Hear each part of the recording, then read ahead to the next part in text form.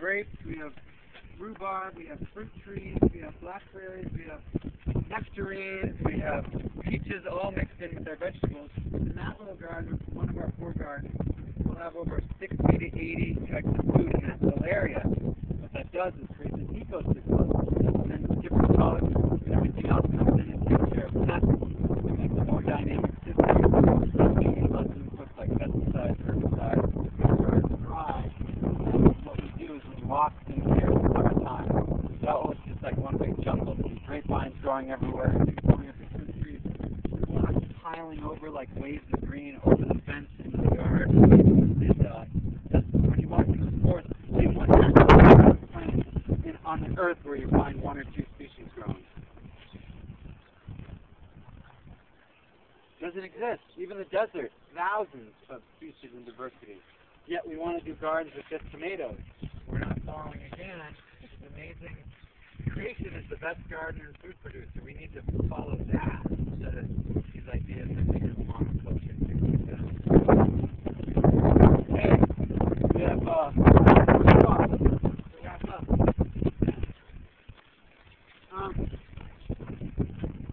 maybe we can go meet the goats and the draft horses.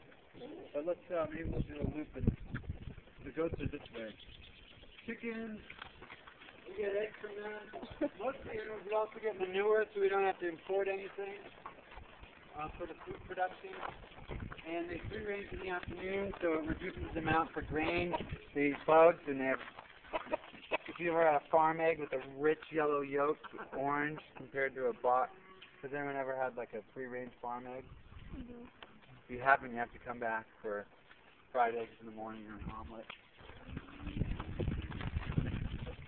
We don't have a front yard here. Every stick is a fruit tree. So there's a big movement called food, not lawns. Now that the economy has dropped, 1 out of 6 children is facing nutrition issues in the United States of America. 1 out of 6 is underfed. So this all of a sudden is starting to make sense. We have lawns everywhere. You spend all this time doing lawn upkeep, why not have fruit trees in abundance for you or your neighbor? So pretty soon this will be a big forest right in our front lawn.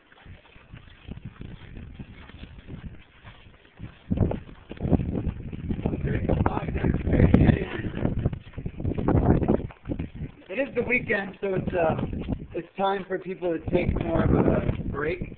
So you don't see as much people on the land or groups coming through. But this is Emily. She is one of our apprentices. So we have 8-month positions. People come for the whole shebang. They want to learn service, the inner work, nonviolent communication. She's one of the folks who pedaled out to help the guy out and stop the plate up. And this is our workshop. Step on in. Will Urker is going to be one of our apprentices this year. And last year, if you knew Rachel Hogan and Megan, they now started urban house that's connected to us. So they started a project in Kansas City. Like, hey, we want to do an urban house doing service, and collectively we fundraised and in 6 days raised $10,000. Now there's a house in the city, because half the world lives in the city, so we also need to make models in the urban area. So we have networks growing all around the area. So the bike, we have a bike, all the things you can do on a bike there to fix it. And we love the bike. On the bike, you are the most efficient known entity in the universe. Because it's 100 calories to walk a mile, 30 calories to bike a mile.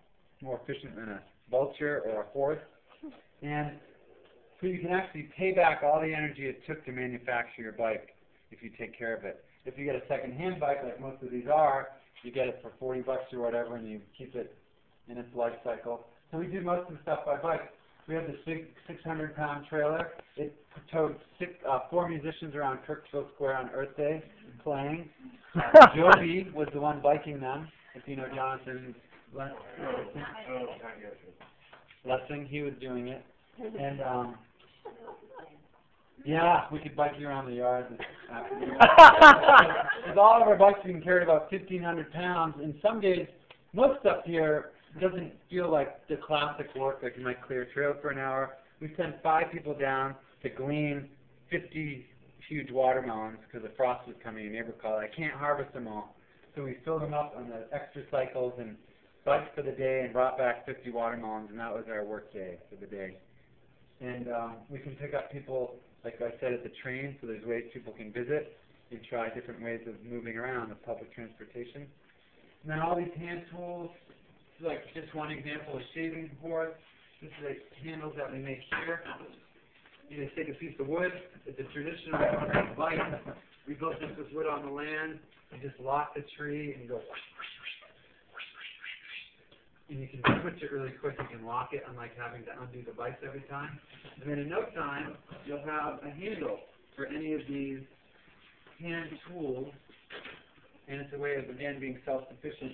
Everything you see on the land, we arrive with just our bicycles. Has 99% of everything you see has either been from the trash, our stainless steel sink, our bathtub inside, or it's been secondhand.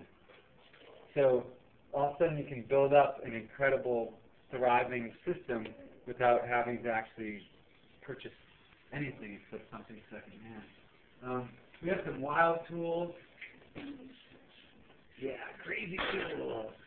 Like, wow. Not an evil weapon. This is used for hewing huge logs down to dimensional lumber. So this is called a broad axe, and it's flat on one side and curved on the other. And notice how the handle curves out like that? You have to search the forest a long time for that action. You actually use it to take a round log, you make cuts on the side with it, and then you come down and go whoosh, and it makes 6x6 or 4x4 or 8x8, and then you have raw lumber really quickly. So we have all kinds of hand tools, scythes that cut our grass instead of weed whackers. And these scythe blades, we cold forge them. We learn how to actually peen them. That blade will be able to be handed to Edda's great-grandchild if they decide to scythe. You can have it for hundreds of years because we keep moving the metal down to the cutting edge. So a lot of these traditional tools actually are amazing because unlike if you go to Home Depot and get one of those circular saws, I guarantee you maybe get 5 years out of it, high use. But this, we got it for $3 in auction. It's a German blade. Probably just the blade alone is maybe $185 and like a fine woodworking, the quality of it. And it will last for a long time. Wow. We'll build a house. I gotta put it away. It's one of those things that you have to hide it. So we get thrown away tools from people. This is the thrown away tools, and we fix them and repair them, and they come onto the wall. And we have a salvage room back here. Bedroom sets back here. There's some. We get throwaway windows and doors and bunk beds and nails. People drop it off to us, and we put it to use and find homes for it. We have things like apple presses. We're going to build a pottery kiln to make our own pottery. Right now, if we don't make it, we get pottery from a friend who runs mustard seed farm in Iowa. So as close to home as we can, you pay a local artisan. They have a livelihood, artisan, sorry, and then they send it to us. This is our mower. So this is going to cut our hay for our horses. It's horse-drawn. And the fun box, flippers, snorkels, floating tubies, croquet, badminton, basketball, hula hoops. We also have a director of fun here. We have a department, instead of Department of Homeland Security, we have a Department of Fun and Spontaneity. So to make sure life is exciting. So the director of fun picks a random activity for the whole group and announces it spontaneously. We've had hula hoop training. We had virtual camping trip. We had pebble jousting. We did show and tell one time. So it's fun. I think every organization should have a Department of Fun and Spontaneity.